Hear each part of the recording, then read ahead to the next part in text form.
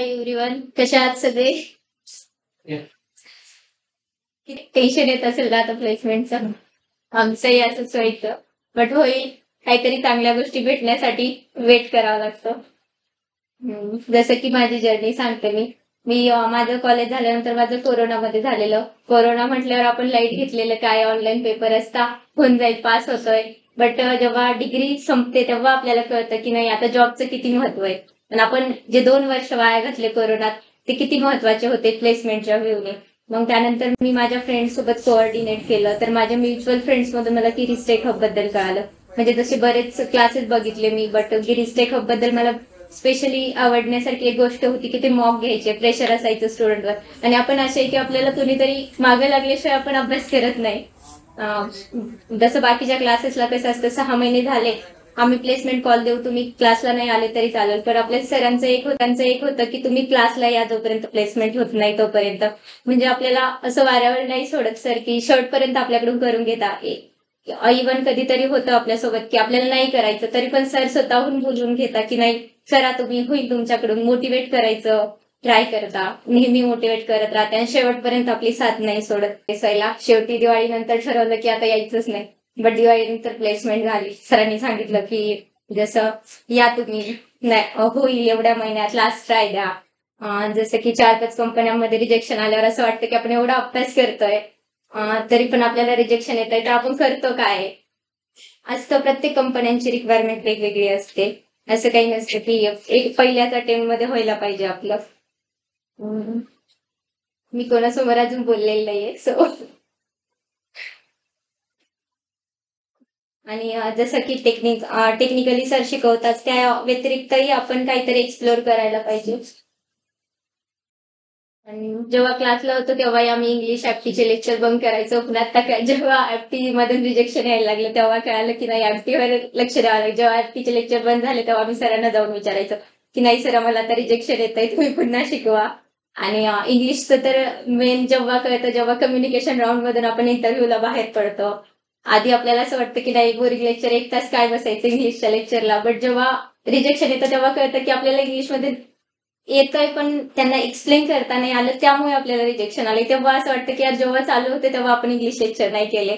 आणि अजून कंपनीत गेल्यावर सगळे इंग्लिशमध्ये बोलताय आपण विचार करतो की यार हे बोलताय आपण काय बोलायचं पुढे. हा हाय हॅलो पर्यंत आपण बोलून घेतो. बट प्रॉपर इंग्लिशमध्ये बोलण्यासाठी आपल्याला तयारी तर करावीच लागते. त्यासाठी लेक्चर पण महत्वाचे, बोरिंग वाटले तरी पण.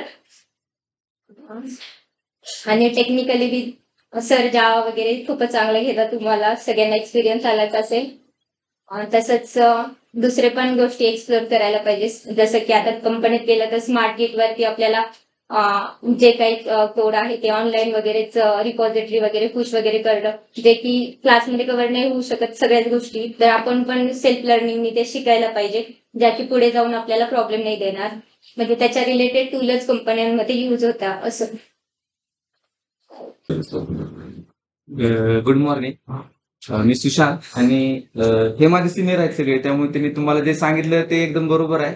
त्यांनी ज्या चुका केल्या, आवाज येत ना, हा, तर त्यांनी ज्या चुका केल्या त्या तुम्ही करू नका. आणि असं प्रॅक्टिस करताना ना म्हणजे तुम्हाला बरं होईल की लवकरात लवकर प्लेसमेंट होईल. सरांनी तुम्हाला लवकर सांगितलं, लवकर बॅच प्लेसमेंटला काढली, ते चांगलीच गोष्ट झाली.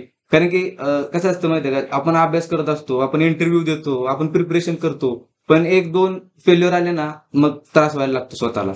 मग आपला मित्र म्हणतो, किंवा फॉर एक्झाम्पल एखादा कॅज्युअल अप्रोच करणारा मित्र असतो, तो काय म्हणतो, अरे किती इंटरव्ह्यू देतो लागा तू, तुला काय एवढं निघत नाही का, असं असं होतं. 1-2 राऊंड क्लिअर झाले, लास्टचा नाही निघला, मग मग जरा वाईट वाटतं. त्यामुळे काय करा, कम्युनिकेशनवर जसं सांगितलं सगळ्यांनी, कम्युनिकेशनवर एक भर द्या. टेक्निकली आपली पोरं स्ट्रॉंग आहेत ती सगळ्यांनाच माहित आहे. कम्युनिकेशन, ऍप्टिट्यूड ह्याच्यावर भर द्या. कारण की कसं असतं, इनिशियली ऍप्टिट्यूडचा आता शक्यतो ऑनलाईन आहेत त्या निघून जातील, कम्युनिकेशनला पर्यायच नाही. आपल्याला कम्युनिकेशन चांगलं द्यावंच लागणार आहे.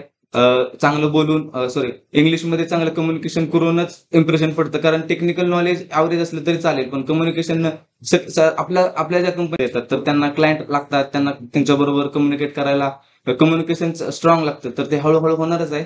फक्त जरा टेक्निकल नॉलेज स्ट्रॉंग करा. मी इथं इंजिनिअरिंग केली, इंजिनिअरिंगमध्ये अभ्यास असा नव्हता, त्यामुळं मी गरीज टेकअपला ऍडमिशन घेतलं फेब्रुवारी बॅचमध्ये. मग 2-3 महिने आमची सी पासून प्रिपरेशन चालू झाली, ती तुमची नसेल झाली मे बी. मग C++ झालं, कोर जावा वगैरे झालं. त्यावेळेस पहिल्यांदा कन्सेप्ट लवकर समजत नव्हत्या, पण जसं प्लेसमेंटला आमची बॅच जायला लागली तेव्हा कळायला लागलं. आमच्यातून दोघं तिघं आहेत आता माझ्यासोबत, माझे मित्र माझ्या बॅच मधले. मस्त अभ्यास वगैरे सगळे चांगले करायचे. कम्युनिकेशनचा प्रॉब्लेम होता, तोही सरांनी आम्हाला बसवून आम्हाला सर तर रागवतात सगळ्याला माहिती आहे, रागवून कावून सगळं करून सर कम्युनिकेशनचे क्लास वगैरे अटेंड करायला लावायचे. ऍप्टिट्यूड तर आम्ही सर छानच शिकवतात. तर काय करा की अभ्यास करतायत सगळे माहितीये, फक्त कॅज्युअल अप्रोच म्हणजे सर म्हणले की आता काय काय मुलांचा अप्रोच कॅज्युअल आहे की अर्धा तास लेट येणं किंवा रूमवर बसलं ऑनलाईन लेक्चर जॉईन करणं, हे नको आहे. कारण की तुम्ही आता कराल ना, 2-3 महिने तुमच्या हातात आहेत, ते 3 महिने कराल ना, तर तुमचं सगळं जे स्ट्रगल आहे ते नंतर तुम्हाला बरं वाटेल. बाबा माझं स्ट्रगल कसं होतं, मी असा अभ्यास करत होतो. आता आम्ही क्लासला आलोय तर सगळ्यांच्या तोंडावर स्पार्क आहे असा, मी क्लासला आलो, इथंच मी अभ्यास करत होतो. माझा मित्र म्हणला याच स्टडीवरून आपण जायचो, कसं जायचो. त्याला म्हणलं चप्पल तर नीट लावा, आपण प्लेस झाले म्हणून सांगितलं त्याला. तर मग करा अभ्यास, होतं सगळं होतं. तुम्हाला जे त्यांनी एक्सपिरियन्स सांगितली त्याचा घ्या तुम्ही, की जिद्दीनं अभ्यास करा. सगळे तर प्लेस होणारच आहे, त्यात काही नाही. कुणाचा कसं असतं, काय तर कॉलेजमध्ये प्रॉब्लेम असतो, त्यामुळे सगळ्यांनी क्लास लावलेले तिथे. तर ते आपलं काय चुकलं ते कव्हर करा आणि लवकरात लवकर प्लेस व्हा. प्लेस तर होणारच आहेत sir. Hello everyone, how is the जॉस? ओके, माझी जर्नी सांगायचं म्हटलं तर बिल्डिंग बनवण्यापासून सॉफ्टवेअर बनवण्याची जर्नी म्हणजे माझी. कारण की इंजिनिअरिंग केली, आपलं सिव्हिलमध्ये, नंतर क्लास लावला इथं आणि प्लेस पण झालो. ते कसं झालं आता ते सांगायचं एवढं काय टाइमपास करायला पुरत नाही, कारण की यांनी जे सांगितलं तेच आहे. फक्त प्रिपरेशन करा आणि मेन म्हणजे प्रॅक्टिकलवर फोकस जास्त करा. कारण जेव्हा आपण थेअरी जेव्हा बघतो, थेअरी समजायला आपल्याला प्रॅक्टिकल यायला पाहिजे. प्रॅक्टिकल जर असा विषय होतो की आपल्याला प्रॅक्टिकल समजत नाही, थेअरी समजते, पण ते थेअरी आपण कसं रटून जातो. म्हणजे आपल्याला एखाद्या जावाची डेफिनेशन म्हटली की आपण असं धडधड सांगतो. पण जेव्हा आपण प्रॅक्टिकल करतो की तेव्हा आपल्या मनातून आपल्याला असं डेफिनेशन समजायला पाहिजे. म्हणजे आपण की आता कोणती पण डेफिनेशन घेतली की याचं बॅकग्राऊंड काय आहे ते आपल्याला क्लिअर झालेलं पाहिजे, असलं तरच आपण चांगलं सांगू शकतो. आणि कंपनीबद्दल सांगायचं म्हटलं तर कंपनीमध्ये आपण जे शिकवलंय त्याच्या बेसिसवर भरपूर डिफरंट कामं असतात. म्हणजे आपण जे इथं कसं असतं, आपण आपली जी हे आहे ना, बेस म्हणतात त्याला, तो बेस जो असतो तो स्ट्रॉंग बनतो. आणि कोणत्या पण आपली फील्ड चेंज झाली म्हणजे आपण कसं जावामध्ये इथं आता मोस्ट ऑफ द जावा असेल, बरोबर आहे, तर जावामधून आपण शिफ्ट व्हायला टाइम नाही लागत, कारण की आपल्याला कॉन्सेप्ट वगैरे क्लिअर राहतात. आणि मेन म्हणजे प्रोजेक्टवर लक्ष द्या, कारण माझं जे पण झालेलं आहे प्रोजेक्टमुळे झालेलं आहे. कारण म्हणजे जस्ट कन्सोल बेस प्रोजेक्ट झालेला माझा. आणि मला जे विचारलं ते तर समजा पूर्ण प्रोजेक्ट विचारला, कारण की प्रोजेक्ट कसा चालू झाला, कुठून चालू झाला, कसं काय केलं, कोणत्या लेयर्स असतात, काय असतात. तुमचं प्रोजेक्ट वगैरे झालेलं आहे का आता काय संपलंय तुमचं कलेक्शन? हा, आता प्रोजेक्टच घेणार आहे जेडीबीसी झाल्यानंतर. पण मी एवढं सांगणार आहे की प्रोजेक्ट जोपर्यंत तुम्ही प्रोजेक्ट करणार नाही, आता मोस्ट ऑफ द पीपल्स काय करतात की प्रोजेक्टच करत नाही, आपण याचं पाहू त्याचं पाहू. कारण दोघं जवळपास राहतात समजा, दोघं तिघं एका ग्रुपमध्ये, तर तो करेल मी नाही करणार. आपले जे कॉन्सेप्ट असतात ते क्लिअरच नाही होत.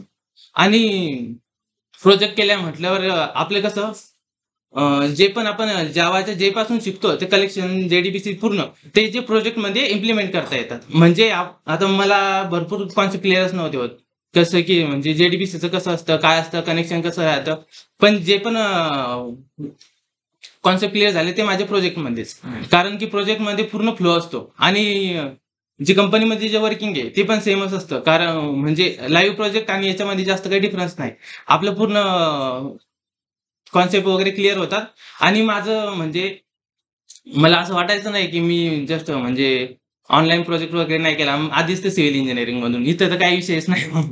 त्यामुळे म्हणजे पण कन्सोल बेसचा प्रोजेक्ट असा प्रिपेअर झाला होता, कारण की आधीच्याच जवळपास मला आठवतं तर आधीच्याच दिवशी माझं प्रेझेंटेशन झालं होतं इथंच. आणि दुसऱ्या दिवशी माझा इंटरव्ह्यू, आणि इंटरव्ह्यू मध्ये मला पूर्ण प्रोजेक्टच विचारला. मग काय धाड सांगून दिलं सगळं. त्यामुळे काही एवढा विषय नाही. तरी पण प्रोजेक्ट जेव्हा आपण चांगला करणार आहे तेव्हा पूर्ण कॉन्सेप्ट क्लिअर होतात.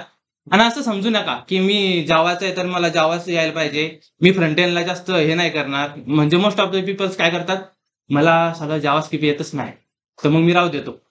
तसं केलं म्हणजे झालं तुमचं. कारण काय माहिती का, मला मायस्क्वेल वगैरे विचारलं, कोर जावा विचारलं, जावास्क्रिप्ट विचारलं, असं कोणताच कॉन्सेप्ट नाही की ते मला विचारला नाही. मग आपण असं समजायचं नाही की मला जावास्क्रिप्ट सोडून द्यायची आहे किंवा मग कोर जावा फोकस करायचं. कारण की आपण फुल स्टॅक डेव्हलपर आहे. तर आपल्याला कोणता क्वेश्चन विचारता येते आणि समोरचा आपण सांगू नाही शकत. त्यामुळं फक्त असं प्रिपेअर राहा आणि माइंडली स्टेबल राहा. आपण कसं होतो, आता मला तसं वाटायचं की आपण सिव्हिल इंजिनिअरिंग मधून इकडे आलो, बरोबर आहे. आता काही चुकी तर नाही केली ना. कारण की बरेच मुलं प्लेस होत होते. आता माझ्यासोबतचे पण झाले. जे माझ्या सिव्हिल इंजिनिअरिंगचे ज्यांनी क्लास केलं ते पण प्लेस झाले. असं वाटायचं राव ते प्लेस झाले. ते प्लेस झाले आणि आपण इकडेच आहे अजून वरतीच बसले 8 ते 8. काय राव हे असं. त्याच्यामुळे असं वाटायचं. पण स्टेबल राहा आणि प्रिपेअर राहा. मग प्रॅक्टिकल वर जास्त फोकस करा आणि मागचे जे कॉन्सेप्ट झालेले अरे स्ट्रिंग वगैरे त्याच्यावर जास्त फोकस करा. कारण की त्यांच्याशिवाय तर आपला इंटरव्ह्यू टेक्निकल राऊंड ते तर निघणारच नाही. ते नाही केलं तर. आणि ऍप्टी वगैरे पण चांगलं करा. कारण की फर्स्ट राऊंड म्हणजे ऍप्टी. बरोबर आहे. आपण ऍप्टीच नाही दिले तर पुढे काय पण येणार असलं तर असं विषय. बाकी तर काही सांगणार नाही. स्टेबल राहा आणि पेशन्स ठेवा. Hello everyone. माझं एवढंच म्हणणं आहे की एखादा प्रोजेक्ट करा, जे स्वतः करा, तुम्ही उचलू नका, काय नका करू. एक प्रोजेक्ट करा, त्याचा एकदम फ्लो व्यवस्थित तुम्ही तुमचा तयार करा की असं असं जाणार आहे, ही आपली रिक्वायरमेंट आहे. ते आपण तेवढं केलं, एक स्वतःचा प्रोजेक्ट असला आपण तो प्रॉपर पद्धतीने एक्सप्लेन करू शकतो. म्हणजे कंपनीचा पहिला राऊंड टेक्निकल होणार, कोडिंग वगैरे. नंतर जसं जसं राऊंड पुढे जाणार, फायनल राऊंड वगैरे पर्यंत टेक्निकल थर्ड, त्यामध्ये आपल्याला प्रोजेक्ट विचारणार. तर प्रोजेक्ट जर आपण स्वतः केलेला असता तर त्यावेळेस आपण एक्सप्लेन करू शकतो की ह्या अडचणी मला आल्या त्या प्रोजेक्टच्या वेळेस, ह्या मी अशा रिझॉल्व्ह केल्या. तर त्यासाठी एक लाईव्ह प्रोजेक्ट वगैरे एक असायलाच पाहिजे, असं माझं म्हणणं आहे. आणि बाकी पेशन्स वगैरे ठेवा, होईलच प्लेसमेंट वगैरे. तर मला 15 महिने झाले होते इथं क्लासला. माझ्या सोबतचे पहिलेच, मी ज्याच्या भरोश्यावर क्लास लावला होता तो एका महिन्यात प्लेस झाला. मी 4 वर्ष कॉलेजला काहीच नाही केलं. माझं कम्प्युटर सायन्स इंजिनिअरिंग होतं. मी असंच पास झालो. त्यानंतर मी इकडे क्लासला आलो. मला सी पण येत नव्हतं. मी तर क्लासला आलो, सी शिकलो, नंतर पुढे गेलो हळूहळू. तर तेच की आपल्या सोबतचा प्लेस होतोय, आपण राहतो मागं. तर ते थोडं मनात असं डिमोटिवेट होतं आपण. पण थोडं पेशन्स ठेवलं वगैरे की आपण करू शकतो बा, की होऊन जाते बस. बाकी okay. Hello everyone, my name is Ganesh Kulkarni. यांनी जे सांगितलं ते डेफिनेटली तुम्हाला करावंच लागणार आहे. पण ह्याच्या व्यतिरिक्त अजून काय काय करायला लागेल. फॉर एक्झाम्पल, एखादा प्रॉब्लेम स्टेटमेंट आहे, तुम्ही इझिली त्याला एका रूटमध्ये सॉल्व्ह करता. पण असा विचार केलाय का तुम्ही मल्टिपल वेस आहेत, मल्टिपल अप्रोचेस तुम्ही यूज करू शकता, त्यातनं कुठला एक ऑप्टिमल अप्रोच काढू शकता. फॉर एक्झाम्पल, एखादा तुम्ही बेस्ट काय देऊ शकता त्या प्रॉब्लेम सॉल्व्ह कराय, ती कंपनीकडे तुमच्याकडे एक्सेप्टेड असते. ती मेन फोकस तुमचा राहू द्या. अँड जस्ट तुमचा विचार करणार, लॉजिकल थिंकिंग सगळा एक असा बनवा की माइंडसेट तुमचा बनवा की तुम्ही कसा पण प्रॉब्लेम सॉल्व्ह करू शकता. कुठला पण प्रॉब्लेम स्टेटमेंट असू द्या, त्याचं मल्टिपल सोल्युशन तुम्ही प्रोव्हाइड करू शकता. आणि त्यात हे करू शकता. अँड टेक्नॉलॉजी अडॅप्टेशन, जी कोणता पण कन्सेप्ट सेम राहतं, फक्त इम्प्लिमेंटेशन अँड सिंटॅक्स बदलतात. बाकीच काय ना. येस. Hello everyone. सो माझं ग्रॅज्युएशन BCA मध्ये झालेलं आहे. सो इकडे हे सगळे इंजिनियर्स आहेत. इथे असतील BCA, BCS background, anyone? So म्हणजे मला जी डिफिकल्टी फेस केली होती प्लेसमेंटसाठी, ऑब्व्हियसली तुम्ही पण करत असालच. जसं की आपल्याला कॉल्स कमी असतात, असं नाहीये की नसतात, बट रेशो कमी असतो. सो लाईक मला पण तोच इश्यू आलेला. बट हा कॉल भेटला, प्लेस झाले. सो ते तुमच्यासोबत पण होणार आहे. बट एवढंच की टाइम लागेल. प्रोसिजर हीच प्रोसिजर असते की आपल्याला कॉल्स भेटतात किंवा भेटत नाही, किंवा रिजेक्शन्स होतात, किंवा मल्टिपल इंटरव्ह्यू द्यावे लागतात. सो फक्त या प्रोसिजरला फॉलो करा, गिव्ह अप करू नका. फक्त अॅनालाइज करा की तुम्ही कुठे कमी पडतायत. जर तुमचा एखादा इंटरव्ह्यू क्लिअर नाही होते, तर कुठला राऊंड क्लिअर नाही झालाय, किंवा कुठल्या गोष्टीमध्ये तुम्हाला असं वाटतंय की मी कमी आहे, सो त्याच्यावरती वर्क करायला चालू करा. टेक्निकल म्हणजे इथल्या एन्व्हायरमेंट बद्दल तर काय सांगायची गरजच नाहीये, की कारण तुम्ही पण आहेतच त्याच्यामध्ये. सो इथे तुम्हाला जे काही भेटतंय डेफिनेटली बेस्टच भेटतंय, जे की आम्हाला पण भेटलं होतं. बट कुठेतरी आपण असतो कमी पडत असतो. असं नाही की आपल्याला येत नसतं, बट थोडे एफर्ट्स द्यावे लागतात. सो एफर्ट्स द्या. टेक्निकली तर लाईक गिरीसरकडे लाईक सांगायचीच गरज नाहीये. परत ऍप्टिट्यूड आणि इंग्लिश खूप महत्वाचे क्लासेस आहेत. आपल्याला आता वाटतं की यार काय सांगतायत सर, वैभव सर काय सांगतायत किंवा अमित सर काय सांगतायत. हर्ष बोलला ना की लाईक तो क्लासेस अटेंड नव्हता करत, बट त्याने एक गोष्ट नाही सांगितली, तो एक्स्ट्रा ऑर्डिनरी होता. त्याचं ऍप्टिट्यूड पण म्हणजे लाईक केले, नंतर इंग्लिश पण त्याची चांगलीच आहे. सो त्याला गरज नाही पडली. आणि जेव्हा पण तो क्लास अटेंड करायचा ना, सगळ्यात अगोदर आन्सर त्यातच रेडी असायचं. त्याच्यामुळे त्याला नाही गरज पडली. सो सगळे तसे नसतात. इवन मला एक तर कॉल्स कमी होते, मी पण 1-2 याच्यामध्ये ऍक्टिव्ह मधनच बाहेर पडलीये. सो तेव्हा मी त्याच्यावरती वर्क केलं. नंतर कधी कधी टेक्निकली पण तुम्ही लाईक हे राहतात JS वगैरे, आपण फ्रंट एंड कडे जास्त लक्ष देत नाही. बट जर तुम्ही ऍज अ बॅकएंड डेव्हलपर जरी काम करत आहे ना, तरी तुम्हाला इंटिग्रेट करताना तुम्हाला फ्रंट एंडचं ऍटलिस्ट माहिती असायला पाहिजे, जरी येत नसेल. सो सगळ्याच टेक्नॉलॉजीकडे इक्वली लक्ष द्या. सगळ्याच गोष्टी, कम्युनिकेशन अगेन BCA वाला थिंग.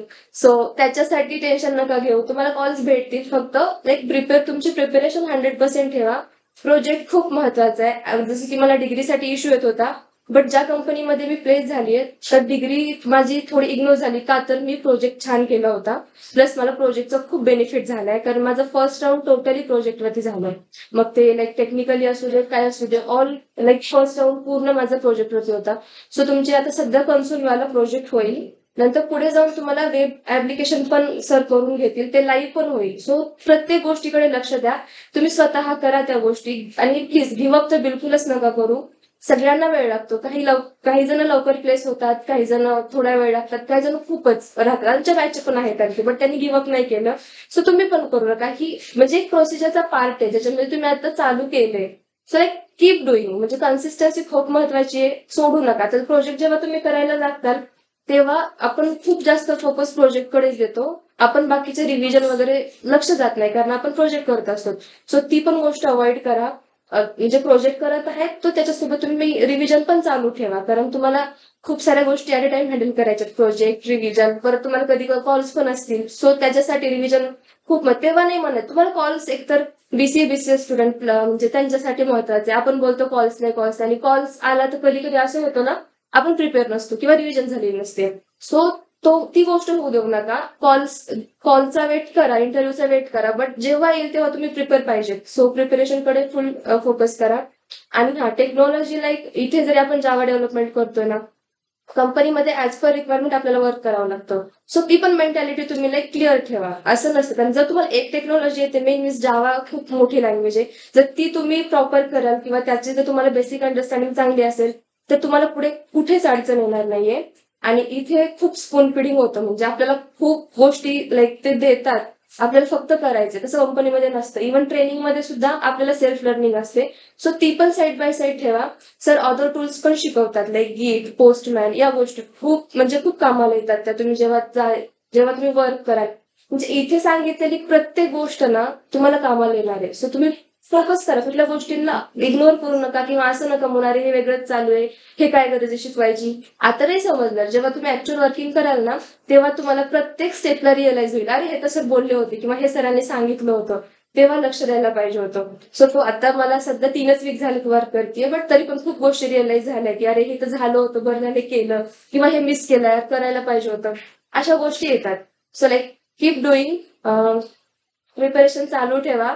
गिव्हअप करू नका. वेळ लागतो. सोबतचं प्लेस होतंय. माझ्यासोबतच्या तर सगळ्याच झाल्या होत्या, तरी इव्हन मी लास्टला एकटीच येत होते आणि चालू होतं माझं. सो झालं, होतच असतात गोष्टी. So like be patience, keep doing. All the best.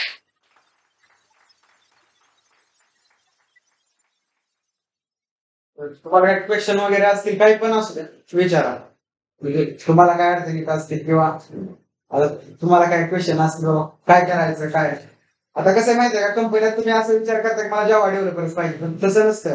कारण कंपनी एंट्री करणं महत्वाचं आहे. मग एकदा गेल्यानंतर त्याच्यात तुमची एक्सपर्टाईज तुम्हाला करता येते स्विच. आता तुम्हाला माहिती 2 वर्ष टेस्टर असणारा डेव्हलपर होतो स्विच केल्यानंतर. त्यामुळं एंट्री मारणं आता सध्या महत्वाचं आहे. मग बघा तुम्हाला काय क्वेश्चन असतील, कशाचे डिटेल असतील तुम्ही विचारा.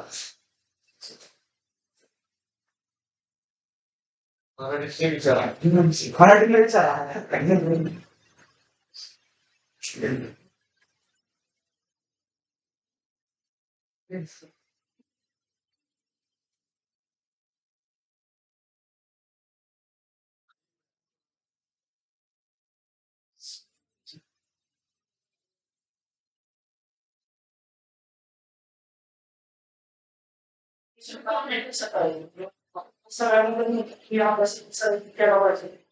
सकाळी उठल्याबरोबर डोक्यात 100 गोष्टी असतील आपण दिवसभरात हे केलं पाहिजे ते केलं पण ती मेंटॅलिटी क्रिएट कशी करायची की ही गोष्ट करणे आपल्याला करणंच आहे त्या गोष्टीवर काम नसलं कारण सगळेच सांगतात की अभ्यास करा अभ्यास करा अभ्यास करा पण करायचं कसं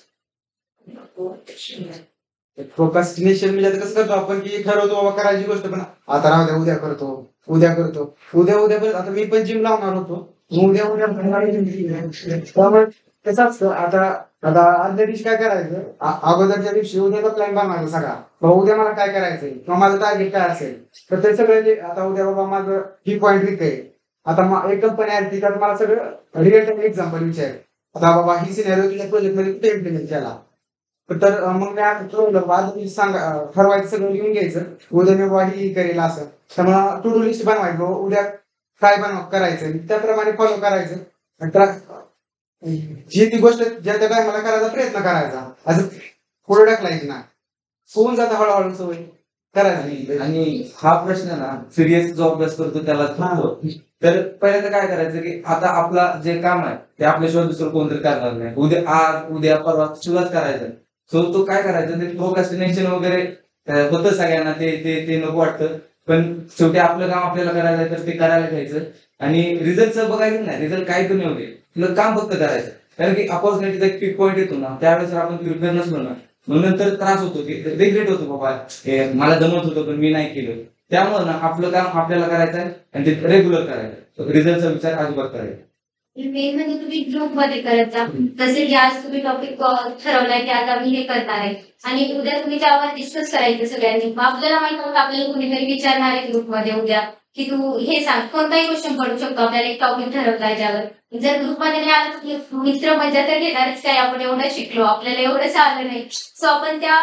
प्रेशरने तरी करतो जसं की मॉक महिन्याला आपण मॉकच्या 2 दिवस आधी स्टडी तर करतोच ना तसं जर तुम्ही ग्रुप स्टडी करत असाल आणि एकमेकांना रोज क्वेश्चन विचारत असाल तर त्यावेळी तरी आपण प्रेशर घेऊन म्हणा काहीतरी म्हणा की नाही आपल्याला उद्या थांबायचं आपलं बेस्ट बाकीच्या फ्रेंड्स पेक्षा आपलं प्रेझेंटेशन कसं बेस्ट राहील आपल्यातून कोणाचं बेस्ट होईल हे पण तुम्ही एकमेकांना सजेस्ट करू शकता कुणाचं कुठं चुकतंय आणि आपण कसं दुसऱ्याकडून घेऊ शकतो कोण कसं स्टडी करतो हे पण तुम्ही करू शकता बाकी इथं अशी किती जण आहेत जे रोज टाइम टेबल बनवतात मी 8ला उठणार 9ला हे करणार 10ला हे करणार त्याच्यातला मी होतो सो तसं कोणी करत असेल फॉलो होत असेल तर ठीक आहे नाही तर त्याला टॅकल करण्यासाठी तुम्ही वीकली टार्गेट घ्या स्वतःवर की मी ह्या पूर्ण वीक मध्ये आता कलेक्शन चालू आहे एक वीक देणार मी कलेक्शन पूर्ण संपवून टाकणार आणि मग संपवून टाकणार तर नुसतं फक्त हा हे झालं ठीक असं नाही प्रत्येक डिफरन्स पाठ करा प्रत्येक गोष्ट पाठ करा माझा स्वतःचा इंटरव्ह्यू एक्सपिरियन्स सांगतो मला 1 तास इंटरव्ह्यू चालला त्याच्यात अर्ध्या तास फक्त कलेक्शनचे डिफरन्स विचारले त्यांनी लिंक लिस्टचा हॅश मॅप सोबत सांग सेटचा टी सेट सोबत सांग तर तसं करा तुम्ही आणि बाकी तर किती जण आहेत जे असे घेऊन बसले की जावात पाहिजे प्लेसमेंट पाहिजे तर जावातच पाहिजे मी कसा होतो सो कुणी असेल तर फक्त अप्लाय बट माझं सिनेरिओ असं झालं आम्हाला कंपनीत गेलं त्यांनी पाहिजे काय करायचं तर माइंडसेट बनवण्यामध्ये 1 महिना गेला की यार मला पायथनवर काम पण करायचंय सो आताच ओपन ठेवा की हा जी टेक्नॉलॉजी भेटेल मी त्याला काम करेल सो तुम्हाला बेटर राहील तुमचं स्टडी सेशन वगैरे चालू झालेलं असेल त्याच्यासाठी कारण की आम्ही जे पण मुलं आहे ते स्टडी सेशनला वरती बसलेलं दिसणारच असेल तुम्हाला कारण नसेल दिसेल तर आम्हाला हे दिसतच होते हे आमच्या आधीचे त्यामुळे मी एवढं सांगणार आहे की स्टडी सेशन जे आहे ते कंपल्सरी करा आपल्याला फोर्स आपल्या स्वतःला करा किंवा घरचे करत असतील घरचे करा सरचं तसं करणारच आहे कारण की तुम्हाला कॉल देऊन शिव्या देऊन कसं का सर तुम्हाला फोर्स करून तुम्हाला इथं बसणार आहे पण आपल्या माइंडसेट तरी बनवा कारण आपण काय करतो आता 8ला स्टडी सेशन चालू होतोय जाऊ दे 8:30ला येतो लगेच मग दुसऱ्या दिवशी 8:30 झाले जाऊ दे मग थोडा वेळ होऊन जातं आता 8-9 होऊन जाईल असं करता करता आपण एक दिवस असं होणार आहे की आपण स्टडी सेशन कम्प्लिटली करणारच नाही त्यामुळं मी एवढं सांगणार आहे कारण जिथे जे पण मुलं आहे ते पूर्ण स्टडी सेशन 8 ते 8 करणार होते तुम्ही एवढं नाही केलं चालते पण जे शेड्यूल दिलेलं आहे सरांनी तेवढा तरी फॉलो केला तरी बेस्ट राहील तुझ्यासाठी सध्या तरी एवढंच आपल्या क्लासमध्ये भेटतो दोघेंनी बाकीच्या क्लासमध्ये नाव नाही घेणार माझे फ्रेंड्स आहेत ठीक देत नाही कारण की त्यांच्या पुढच्या बॅचेस चालू होता आणि व त्यांचा स्पेस ऑक्युपाय होतो. मग जुन्या बॅचला कशाला ते एंटरटेन करतात, तसं सर आपल्याशी करत नाही. आपल्याला बेनिफिट आहे तर घ्या त्याचा आणि अटेंड करत जा स्टडी सेशन लेक्चर्स. माझा एक फ्रेंड आहे, तो बाहेरचं तिथं आता नाव नाही सांगायचं यायचं, तो बाहेर तिथं क्लास लावलेला होता. त्यांनी जवळपास 95,000 फी भरलेली होती. तर त्याला 15 कॉल्स म्हणजे त्यांनी बॉन्डवर लिहून घेतलेलं होतं, जसं 15 कॉल्स आम्ही प्रोव्हाइड करू. त्याला 15 कॉल दिले, 16 बॅक नंबर आला, तुझी कॉल संपली म्हणे, तू आता प्लेस बाहेरून अप्लाय कर म्हणे, म्हणजे आमचा तुझा कॉन्ट्रॅक्ट संपला असा विषय. आता इथं कधी बघितले 13-14 महिने झालेले, यांना जबरदस्ती कॉल करून लगेच क्लासला असा विषय. त्याच्याकरता सांगतोय की पेशन्स ठेवा, कधी पण असं अपॉर्च्युनिटी सोडायची नाही. आता आमचं कसं आहे माहिती, आम्ही ही पण आमच्या एकाच कंपनीला अप्लाय केलं होतं, ही पण आमच्या सोबत होती. आता हिचं थोडंफार आलेलं असेल किंवा थोडी मिस्टेक झाली असेल, त्यामुळे ही आमच्यापासून दूर गेली आणि आम्ही तिघांचं सिलेक्शन झालं. तर लगेच ती 15 दिवसामध्ये ती पण क्लिअर झाली. असं म्हणजे असं आपल्याला करायचं नाही व्हायचं की माझं आता माझ्यासोबतचे 2-3 आपण लास्ट राऊंडला कसं राहतो, 3-4 मुलं राहतात. 3-4 मुलांपैकी दोघांचं होतं, एकाचं नाही होत. मग आपल्याला कसं वाटतं की नाही राव त्यांचं झालं आपलं नाही झालं. तर मग असं प्रेशराईज नव्हा. हिनं कधी असं म्हटलं असतं तर ही आज प्लेस नसती झाली, मी तर उभे नसते. असा विचार करू नका, कारण की म्हणजे आपलं स्ट्रॉंग पॉईंट तोच ठेवायचा जो आपला वीक पॉईंट आहे. म्हणजे आपण कसं आपण तिथं असं झालं कोसळणार असं वाटतं, तिथं आपण स्ट्रॉंग बनायचं असं म्हणणार माझं. मी ग्रुप बनवून अभ्यास करायचा होईल तेवढं एकाने, म्हणजे रोज तुम्ही ठरवत जा. जसं मी हे आणि दिव्या करायचो, रोज 5 क्वेश्चन आणायचे, एकमेकाला विचारायचे, उत्तर येऊ नाही येऊ, बट दुसऱ्या दिवशी वापस नाही आलेले क्वेश्चनचे वापस उत्तर स्वतःला विचारायचे. तसं करा. आणि बाकी एकमेकांना हेल्प करा एवढंच की जर आता तुम्ही 2 मित्र आहेत, तुम्ही एकाच कंपनीमध्ये चाललाय, भले तुझा इंटरव्ह्यू चांगला नाही गेला पण क्वेश्चन्स मित्रांना सांग, सो दॅट की तो प्रिपेअर चांगला करेल. ऍट द एंड फायदा तुमचाच होणार आहे ना. तुम्ही पण कोणत्या तरी इंटरव्ह्यूला जाणार आहे, तुम्हाला पण कोणी तुमच्या आधी पण कोणीतरी दिलेला असणार आहे. सो एकमेकांना शेअर करा, प्रत्येक गोष्ट ग्रुप बनवून करा, त्याच्याने खूप फायदा होईल तुम्हाला. आणि डेली स्टडी मध्ये तुम्ही जर रिव्हिजन हा पार्ट असा असतो ना, तो तुम्हाला करावाच लागतो. तो करून करून बोर जरी झाला ना, इंटरव्ह्यूच्या आधी 2-3 दिवस आपण करायला गेलो की आपलंच प्रेशर येतं. त्यामुळे जर आपल्या डेली शेड्यूल मध्ये जर रिव्हिजन असेल तर तुम्हाला त्याचा बेनिफिट्स होणार आहे. त्यामुळे रिव्हिजन करत म्हणजे विकली जे टॉपिक झाले ते रिव्हिजन करत जावा, आणि जो स्टडी चालू आहे ते चालू करा. आता मी तुम्हाला एक सांगणार आहे, कारण की आम्ही शेड्यूल बनवलेला होता जवळपास संध्याकाळी 7 ते 8. आता आकाश आणि संकेतला माहितच असेल, आम्ही वरती जाऊन 4-5 मुलं होतं आम्ही सोबत, एकामेकांची इंटरव्ह्यू घ्यायची. म्हणजे जर आता आपलं कसं मॉक वगैरे होतात सेम तसं. आता स्पेशल एक रूम घ्यायची आमची 4-5. कधी कधी गणेश पण आम्हाला जॉईन करायचा. आम्ही एकमेकांना क्वेश्चन विचारायचो, म्हणजे पूर्ण कोणता पण टॉपिक असं काही स्पेसिफिक नाही की मला करेक्शनवर विचारायचं असं काय नाही. आता आतापर्यंत जो पण झालेला आहे तो, आता उप्स वगैरे कॉन्सेप्ट कोणते पण असो, आता तुम्हाला क्वेश्चन विचारायचे, मी सांगितले नाही तर मग हा सांगेल. एकमेकांचे कॉन्सेप्ट जे असतात ते कव्हर करून घ्यायचे, आणि तोच बेनिफिट आहे आपल्या ग्रुप डिस्कशनचा. आणि वरती जाऊन बसला, आता आपण कसं करतो वरती जाऊन अभ्यास नाही होत, रूमवरूनच करतो. पण रूमवर कसं आपण एकच फोकस करतोय, आज समजा तुमचं कलेक्शन काय कलेक्शन. आता बाकीचे मुलं कसं करतात, मी यार अरे करतोय कलेक्शन करतोय का, म्हणजे माझ्या पुढे या आपण कसं कम्पेअर करतो दुसऱ्यांना, म्हणजे आपली कॉम्पिटिशन चालू होती. कॉम्पिटिशन कधी पण महत्वाची, कारण की आपण दुसऱ्यासोबत कम्पेअर नाही केलं ना, आपण मागेच राहणार आहे. त्याचं जर कलेक्शन चालू आहे तर आपण असं विचार करायचा की माझं कलेक्शन कधीपर्यंत, म्हणजे माझं हे संपूर्ण कलेक्शन पर्यंत कधी जातो मी. आता माझ्या सोबतची मुलं होती त्यांचे स्प्रिंग बूट वगैरे चालू होतं. मला म्हटलं राव कठीणच मी पहिले स्प्रिंग आपलं काहीच नाही अजून, कोर जावा पण संपलं काय नाही. लगेच कोर जावाची चांगली प्रॅक्टिस केली पण, आणि त्याच्या सोबत त्यांच्या असं विचार घ्यायचा, म्हणजे आपले फ्रेंड्स असे पाहिजे की आपल्यापेक्षा थोडे मोठेच ठेवायचे, कारण की त्यांना पण आपल्याला मोटिवेशन जास्त भेटतं. असंच, बाकी काय नाही, फक्त इंटरॅक्ट राहा सर्वांना. आणि डाऊट्स विचारत जा. जसं इथं पण तुम्हाला ऑपॉर्च्युनिटी भेटली आणि क्लासमध्ये पण, भले जो सिली डाऊट असेल सरला विचारा, प्रॅक्टिकल स्टाफला विचारा, कुणाला पण विचारा. कारण जो आपल्याला सिली वाटतो तोच आपल्याला इंटरव्ह्यू मध्ये विचारतात. मला क्वेश्चन विचारला होता अरेंज 0 पासून का स्टार्ट होतो 6, मला वाटायचं हा कोण विचारणार इंटरव्ह्यू मध्ये, तर तोच क्वेश्चन विचारतात. सो डाऊट्स ठेवू नका. सिलीतला सिली असेल प्रॅक्टिकल स्टाफकडे जा, गिरीसरला विचारा, गिरीसर सांगतात, तर क्लिअर करून घ्या प्रत्येक गोष्ट जी शिकताय. तेवढंच. कोणाला काही डाऊट असेल तर विचारा. आपण तुम्ही प्रत्येकाने 3 ते 4 इंटरव्ह्यू दिले तर असं टेक्निकल मध्ये असे कोणते क्वेश्चन आहेत मला वाटतं की रिपीट होतात म्हणजे काय झालंय क्वेश्चन आले. सरांनी ज्या नोट्स दिल्यात ना त्याच्या बाहेर काही विचार देताना आपल्याला टेस्ट वगैरे घेतात ना ते मोस्ट ऑफ द क्वेश्चन तेच राहतात किंवा त्याच्या रिलेटेड राहतात. आता कसं करायचं रिव्हर्स थिंक करा पॅलिंड्रोम बघा असे मोस्ट ऑफ द क्वेश्चन असे राहतात. पण त्याच्यात कसं होतं माहिती का आपल्या त्याचा कॉन्सेप्ट क्लिअर होतो म्हणजे जवळपास त्याच्या रिलेटेड कोणते पण क्वेश्चन आले ते आपण ते सॉल्व्ह करू शकतो असं. सुरुवात उप्स पासून होते. उप्स चे 4 प्लेयर विचारतात आणि पुढे आपलं बाकी सेम असतात. स्ट्रिंग आणि अॅरेचे प्रॅक्टिकली जास्त क्वेश्चन येतात इंटरव्ह्यू मध्ये. काही असं तुम्हाला जर प्रोग्राम लिहायला लावला तर स्ट्रिंग आणि अॅरेच्या बेसवरच राहणार मॅक्स टू मॅक्स. आणि कलेक्शन मध्ये डिफरन्स आणि उप्स कन्सेप्ट प्रॅक्टिकल एक्झाम्पल सांगा असे क्वेश्चन जास्त विचारतात. आपल्याला असं वाटतं नाही आपल्याला उप्सचे डेफिनेशन येतील 4 पिलर्स काय सांगू शकतो आपण पण आपल्याला अनएक्सपेक्टेड क्वेश्चन येतो समोरून की त्याचा प्रॅक्टिकल यूज कुठे आहे. आता तू प्रोजेक्ट केला तर सांग ऍब्स्ट्रॅक्शन तू तुझ्या प्रोजेक्ट मध्ये कुठे यूज केलं की मला असले प्रत्येक उप्सची कन्सेप्ट ती मला माझ्या प्रोजेक्ट मध्ये कुठे यूज केली कशी केली आणि काय बेनिफिट झाला त्याचा असं विचारलं गेले. तुम्ही प्रोजेक्ट करणार तेव्हा कोणत्या कन्सेप्ट कुठे यूज केलाय कसे केले आणि त्याचा काय इम्पॅक्ट झाला प्रोजेक्टवर ते पण क्लिअरिटी ठेवली. तुम्ही म्हणताल की सिलेबस किती मोठा आहे काय काय करायचं काय करायचं.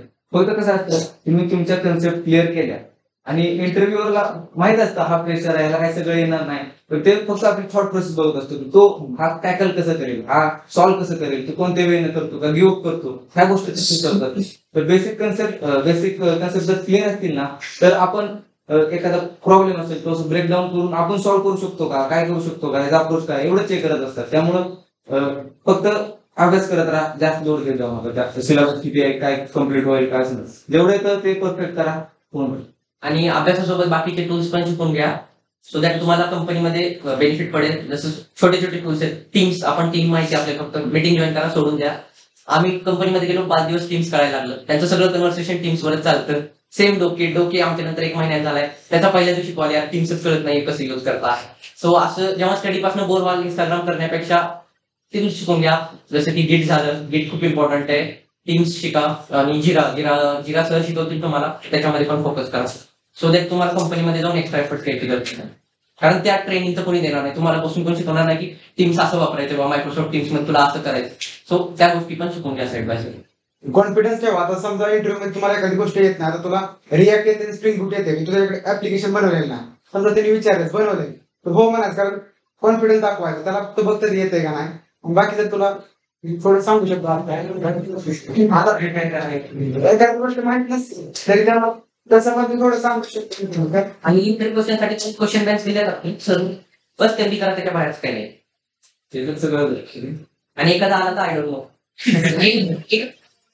फक्त करत नाही त्याच्यामुळे सर दिलेली फक्त नोट्स चांगल्या प्रिपेअर करा आन्सर्स त्याच्यातच आहेत तेच प्रिपेअर करा त्याच्यातून होऊन जाईल. मटेरियल सगळं आहे फक्त यूज. असं काही नसतं की इंटरव्ह्यू मध्ये 100% आन्सर आपल्याला यायलाच पाहिजे. कोणी एक्सपेक्ट करत नाही की 10 आउट ऑफ 10 क्वेश्चनचे आन्सर आपण द्यायलाच पाहिजे. 2-3 चुकले तरी ठीक आहे. स्टार्टिंगला आपल्याला पहिला आन्सर नाही आलं तर घाबरून नाही द्यायचं डिमोटिवेट नाही व्हायचं आणि पुढचे क्वेश्चन आपल्याला येत आहे तर त्याला चांगलं म्हणजे कॉन्फिडंटली आन्सर द्यायचे. नाहीतर आपण काय होतो पहिला क्वेश्चनचा आन्सर नाही आलं की आपला इंटरव्ह्यू खराब गेला तर पुढचा दिन पण काय उपयोगी. पण कधी कधी असं होतं की आपल्या एखाद्या क्वेश्चनवर कोणी लक्ष देत नाही बाकीच्याचा इम्पॅक्ट होतो. सो घाबरून जाता इंटरव्ह्यू जसा आहे तसा कॉन्फिडंट येईल. आणि मोटिवेशन लूज नका होऊ. सगळेच रिजेक्ट होता आम्ही का पहिल्या कॉलमध्ये आम्ही पण मॅनेज नाही झालेलं. जेव्हा कोणी जर रिजेक्ट होत असेल तर इट्स ओके. नेक्स्ट कंपनी आहे एक कंपनी तर येणार नाही क्लासला रोज एक कंपनी येते नेक्स्ट कंपनीला ट्राय करा. फक्त मोटिवेट सोडून देऊन अभ्यास सोडून देऊन गावाकडे जाणं काही ऑप्शन नाहीये. जसं मी केलं तसं तर नका करू. गावाकडे जायचंय इथंच राहा इथंच प्लेसमेंट होणार गावाकडे जाऊन तर होणार नाही.